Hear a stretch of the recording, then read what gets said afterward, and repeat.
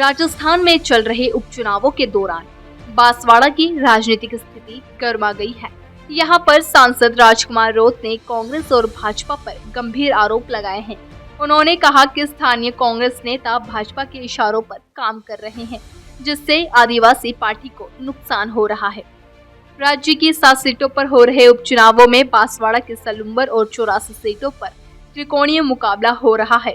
यहाँ भाजपा, कांग्रेस और बाप के बीच कड़ी टक्कर देखने को मिल रही है।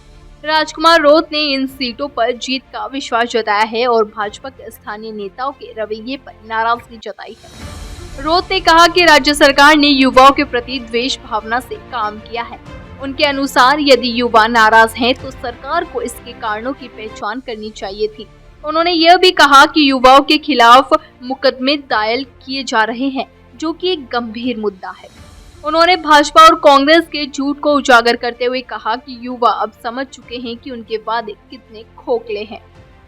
मंत्री बाबूलाल खराड़ी के आरोपों का जवाब देते हुए रोत ने कहा कि मैंने किसी का ठेका नहीं लिया है, लेकिन सच्चाई बयां करना मेरी जिम्मेदारी है।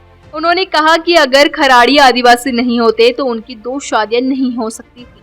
यह बयान आदिवासी पहचान और अधिकारियों पर एक महत्वपूर्ण बहस को जन्म देता है।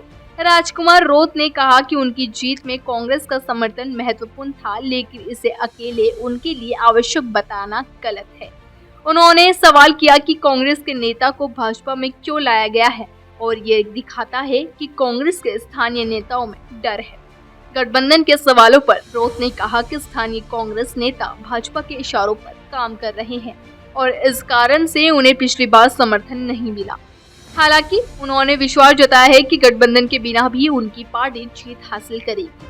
नरेश मीणा के प्रचार में जाने के संबंध में उन्होंने कहा कि मीणा ने समर्थन मांगा था, इसलिए वे उनके लिए प्रचार करने के लिए तैयार है।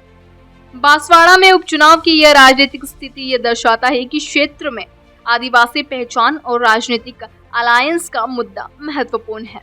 राजकुमार रोत के बयान से स्पष्ट होता है कि आदिवासी समुदाय के अधिकारों की रक्षा और उनके मुद्दों को उठाने के लिए उन्हें एकजुट होना होगा।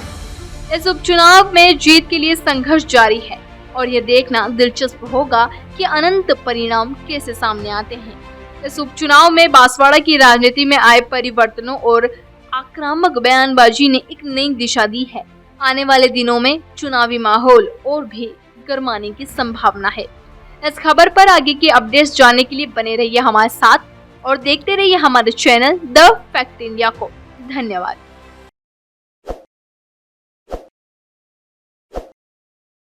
ताज़ा खबरों के लिए विजिट करें द फैक्ट इंडिया की वेबसाइट और डाउनलोड करें द फैक्ट इंडिया ऐप।